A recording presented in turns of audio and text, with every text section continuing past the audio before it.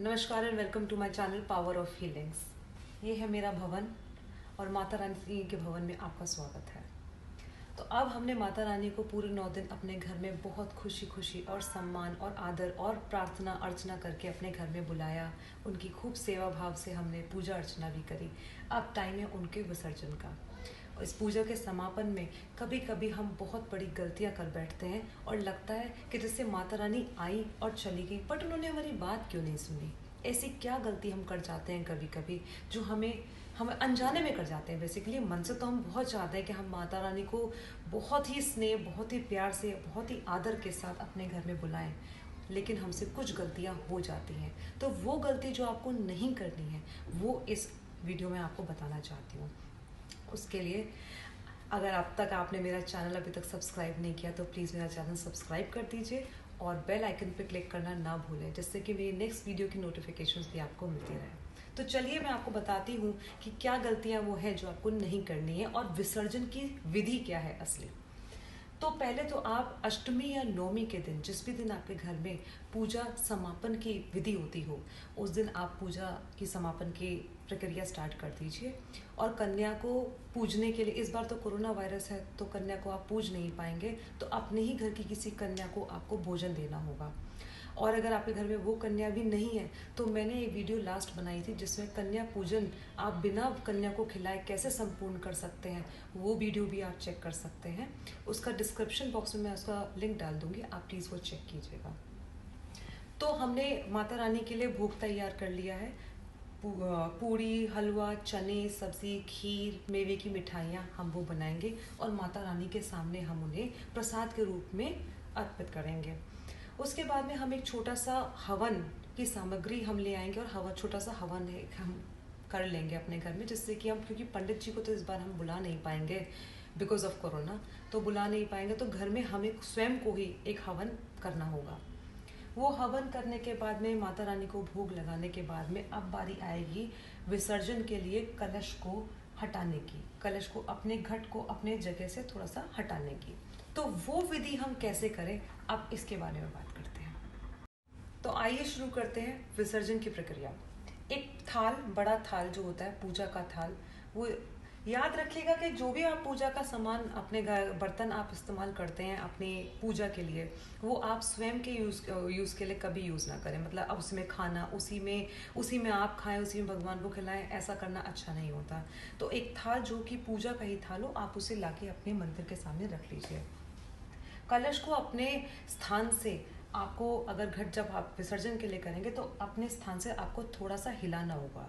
अगर आपके घर में कोई 2 वर्ष या 8 वर्ष की कोई कन्या है, के बीच की कोई कन्या अगर आपके घर में है, तो आप उसको बोलें कि वो आके थोड़ा सा, देखिए कलश को हमेशा से यहाँ से पकड़ेंगे, ठीक है। इसको यहाँ से पकड़ा जाता है, ऊपर से ना पकड़े आप बिल्कुल भी। कन्या को भी समझाएं कि वो उसको ऊपर से ना पकड़ के यहाँ से पकड़े, ठीक है। इसको हम कंठ प्रदेश बोलते हैं।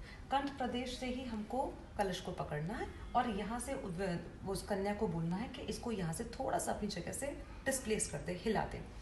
अगर आपके घर में कन्या नहीं है तो ये काम और स्वयं भी कर सकते हैं, क्योंकि आप उस घर की लक्ष्मी हैं और आप ही ने इस घट को स्थापित किया है, आप ही ने ये ज्वारे उगाए हैं, तो आप भी ये कार्य कर सकती हैं। ये कार्य करने के बाद में अपनी जगह से थोड़ा सा हिलाने के बाद में सबसे पहले इस नारियल को उठाइए और नीचे रखिए, अपनी उस थाल पे रखिए। इस नारियल को आप साइड में रख दीजिए। इसकी जो चुनरी है और जो मौली है, आप इसको, चुनरी को वापस से आप लक्ष्मी माता के ऊपर फिर से सजा दीजिए। ये बहुत ही पवित्र चुनरी है आपके घर की, आप इसे वापस से माता रानी के ऊपर चढ़ा दें। मौली को आप साइड में रख लीजिए। उसके बाद में आपके ये जो आम के पत्ते हैं जो यहाँ पे कलश के अंदर हैं, देखिए मेरे पत्ते तो सूख चुके हैं क्योंकि गर्मी का बहुत मौसम है। अगर आपके पत्ते आपको लगते हैं कि तरोताज़ा हैं और अभी ये विसर्जित करने लायक नहीं है, तो आप इनका क्या करें, इसी मौली से आप इनकी एक तोरण बना लें और आप इसे अपने घर के द्वार पे लटका दें। ये बहुत ही शुभ है। लेकिन अगर आपके पत्ते सूख चुके हैं तो प्लीज़ आप ये तोरण ना बनाएं और इन्हें आप विसर्जन के लिए साइड रख दें। फिर इसके अंदर जो कलश है, कलश के अंदर हमने जल में एक सुपारी, एक सिक्का और हल्दी की गांठ और चावल डाले थे, उनको भी आप साइड में निकाल के रख लें। अब इस कलश के अंदर का जो जल है उस जल को आप इसी आम के पत्ते से पूरे घर में छिड़क दीजिए, ठीक है, जिससे कि आपके पूरे घर में पॉजिटिव एनर्जी आए और घर की सारी नेगेटिविटी बाहर चली जाए।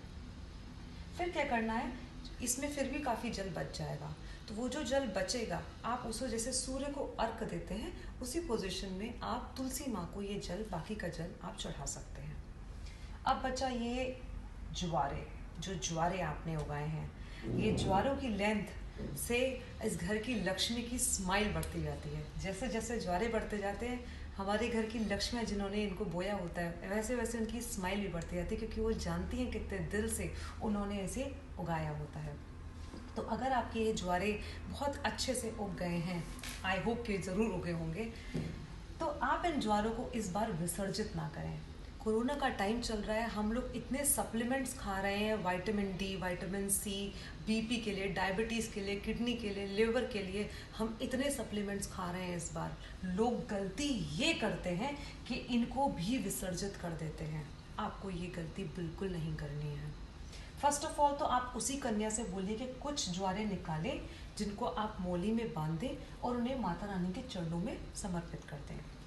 फिर कुछ ज्वारे आप लें जो कि आप जिन पे मौली बांध दें और अपने बच्चों की किताबों में, स्टडी टेबल पे, या बच्चे जिनकी थोड़ी हेल्थ इश्यूज रहते हैं उनके कमरे में भी आप इनको रख सकते हैं। थोड़े 2-3 ये जो ज्वारे आपको लेने वो 2-3, 3, 5 या 7 के नंबर में लेने हैं। कुछ ज्वारे निकाल के आप उनको अपने घर की तिजोरी में भी रख सकते हैं, ठीक है। फिर ये जो ये ज्वारे बचेंगे, आपको उनका नीचे वाइट पार्ट छोड़ के इस ग्रीन पार्ट का आपको जूस निकालना है। इसका जूस निकालने के बाद में उसमें थोड़ा सा पानी भी ऐड कर सकते हैं, और ये sources of minerals, vitamins and calcium है। आप प्लीज़ गूगल कीजिएगा, इसके व्हीट ग्रास के बहुत बहुत बहुत ही ज़्यादा बेनिफिट्स हैं। इससे स्किन की एलर्जी से लेके बहुत सारे ट्रीटमेंट्स किए जा सकते हैं। तो आप इनका जूस निकालिए, पूरे फैमिली मेम्बर्स को दीजिए और इसे प्रसाद के रूप में ग्रहण कीजिए। ये मेडिसिनल भी है और प्रसाद भी है, तो ये गलती आप बिल्कुल ना करिएगा इसे विसर्जित करने की। दूसरा, अब आप क्या करें, ये आपका हो गया। अब आपकी जो मिट्टी बची है इसको भी आप साइड में विसर्जन के लिए रख दीजिए। और जो ये आपके मिट्टी के 2 पात्र बचेंगे, जिसमें जो कि आपका कलश है और जो ये मिट्टी का नीचे बर्तन है, अब इनका क्या करना है वो सुनिए।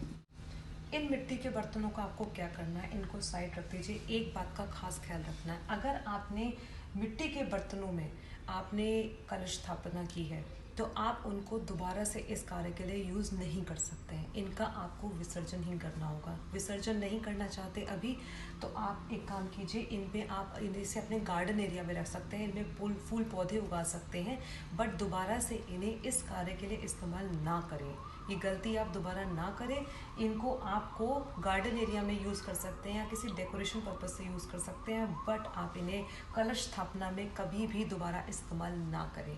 हाँ, अगर आपने किसी मेटल के उसमें आप बर्तन में आपने इनको उगाया है तो आप ज़रूर से इन्हें हर साल उसी कार्य के लिए इस्तेमाल कर सकते हैं। और जब आप ये कलश स्थापना ना कर रहे हो तब आप उसमें कोई जल भर के या तुलसी में जल देने के लिए उस बर्तन को ज़रूर से यूज़ कर सकते हैं। बट अभी के लिए, क्योंकि मैंने मिट्टी के बर्तन में इनको किया है, तो प्लीज़ इसे आप दोबारा इस्तेमाल ना करें, ठीक है। तो जो भी हमने सामान इसमें से ये साइड रखा है, जिसमें कि आता है हमारा नारियल। सबसे मोस्ट इम्पॉर्टेंट चीज़ जो आपको नहीं करनी है, देखिए सबके अपने अपने घरों की परंपराएं हैं, लोग इसमें काफ़ी कॉन्ट्रडिक्ट करते हैं कि ये सही है या ये गलत है, बट मैं अपना पॉइंट ऑफ व्यू आपको दे रही हूँ, जो मुझे लगता है, जो मैंने पढ़ा है और जो सही है। जो ये नारियल है, बहुत सारे लोग ये गलती कर देते हैं कि इस नारियल को फोड़ के खा लेते हैं। अब इस नारियल की हमने इसी नारियल को हमने भगवान समझा, इसी में सारे देवी देवताओं का हमने वास कराया, इसी की हमने पूजा करी, इसी में हमने सारे सर्वशक्तिमान, इसको हम श्रीफल का नाम देते हैं, श्री मतलब कि भगवान, देवी माँ, इसी को हम फोड़ के खा जाएं, तो मेरे अकॉर्डिंग तो ये ठीक नहीं है। काफ़ी लोग के घर की परंपरा होती है कि इसे वो तोड़ के खाना चाहते हैं, बट मैं ये आपको सजेस्ट करूँगी कि ये गलती आप ना करें। ये भगवान है, इसे आप प्लीज़ या तो अपने घर के मंदिर में ही स्थापित कर दें, इसे अपने घर में मंदिर, ये भी एक आपका एक हाथ, मतलब आप इसकी रोज पूजा अर्चना कर सकते हैं, ये भी भगवान का स्वरूप ले चुके हैं। अगर आप इसे मंदिर में नहीं रखना चाहते हैं तो आप इसे अपनी तिजोरी में स्थापित करते हैं। आशा करती हूँ आप इन बातों को फॉलो करेंगे और इस बार विसर्जन के टाइम पे ये गलतियाँ दोबारा रिपीट नहीं करेंगे। माता रानी को अपने घर में बने रहने देंगे, माता रानी का सम्मान करिए। देखिए, सामान पे ज़्यादा फोकस ना करिएगा कि बहुत ज़्यादा मैं सामान कर दूं, कन्या को बहुत महंगा महंगा कुछ कर दूं या माता रानी को बहुत महंगी चुनरी चढ़ा दूं। सामान पे नहीं, सम्मान पे फोकस कीजिएगा।